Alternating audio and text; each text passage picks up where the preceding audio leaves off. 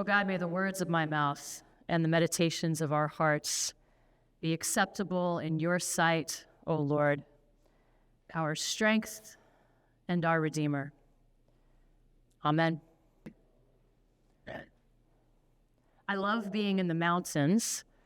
One summer when I was in college, I worked in a restaurant near Rocky Mountain National Park in Colorado. And one night, a bunch of my coworkers and I drove up to the top of Trail Ridge Road, 12,000 feet plus elevation. And I remember feeling some fear on the drive up, a narrow, winding road, plenty of places where there's just a steep drop-off just beyond your car window. But that fear was replaced by awe at the grandeur of God's creation. My friends and I took our sleeping bags and we went out onto the tundra. We lay down on our backs and we watched the Perseid meteor shower. And there was no light pollution really to speak of, so the sky was absolutely breathtakingly spectacular. We saw meteor after meteor just shooting across the sky, one after another. And the horizon was so big and so vast that at the same time as we were watching the meteor shower over our heads, we could look at the far horizon and see a lightning storm happening. I remember that moment. It was a thin place.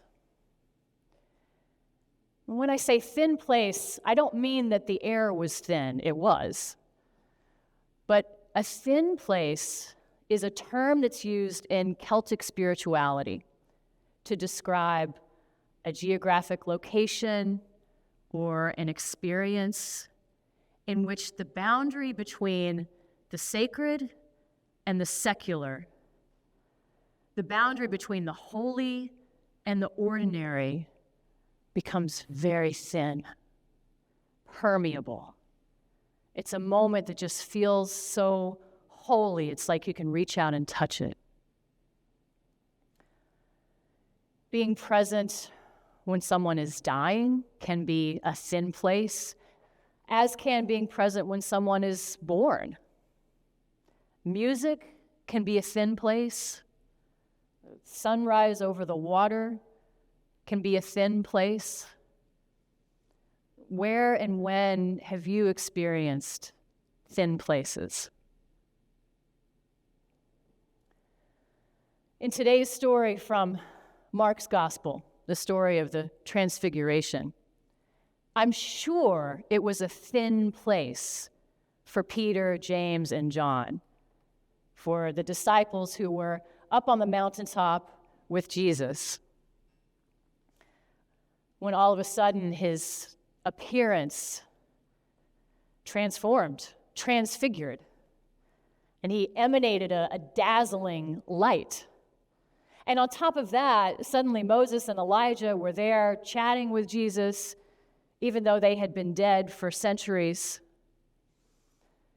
And it makes me chuckle sometimes to read what Peter said. You know, he kind of prattled on saying, "Oh, it's good that you're here. Let's make some shrines, one for Jesus and one for Elijah and one for Moses." I can understand that response from Peter. He probably felt some fear. And I know that sometimes when we feel fear, we want to do something, anything.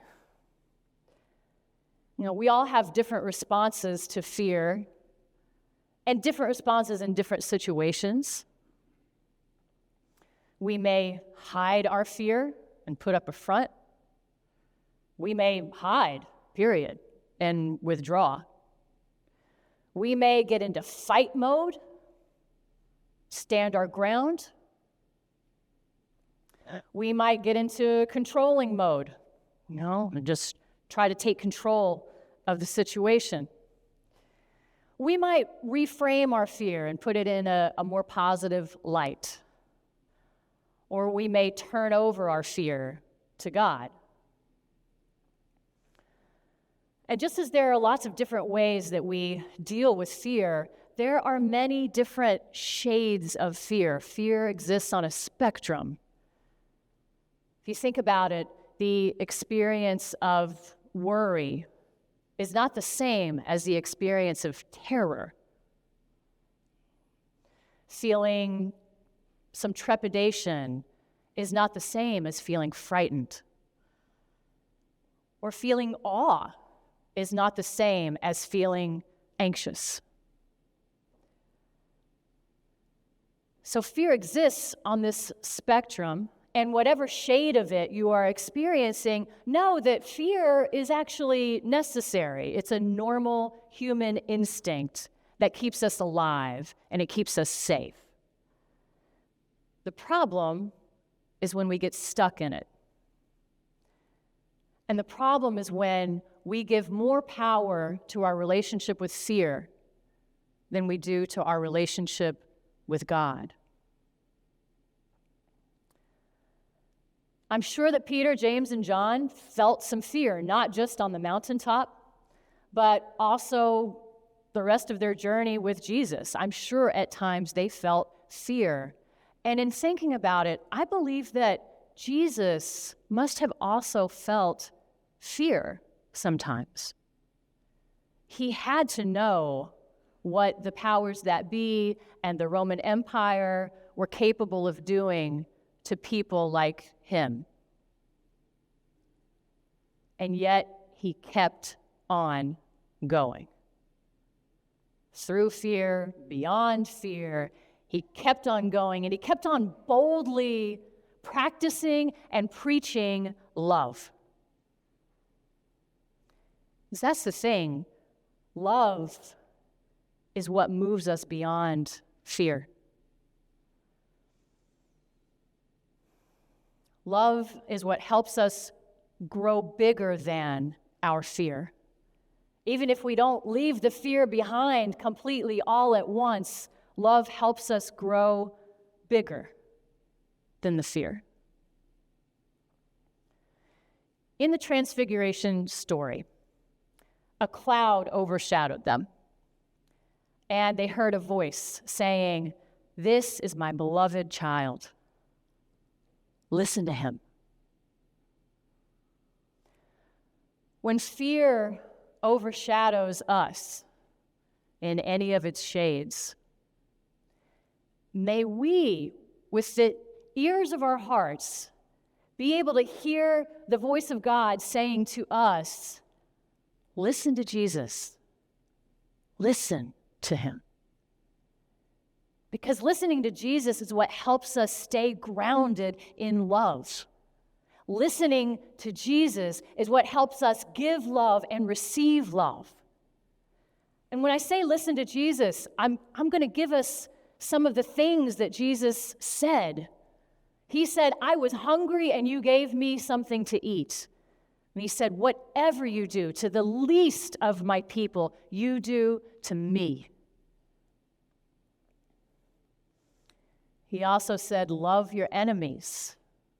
Pray for those who persecute you," because he knew the freedom that we could find in trying to keep this practice.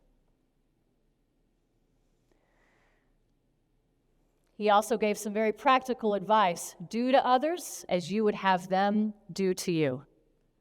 Really simple words to live by. He also said, "Blessed are you when you mourn, when you grieve. Know that you're not alone, that you're not forsaken. You're blessed with God's presence."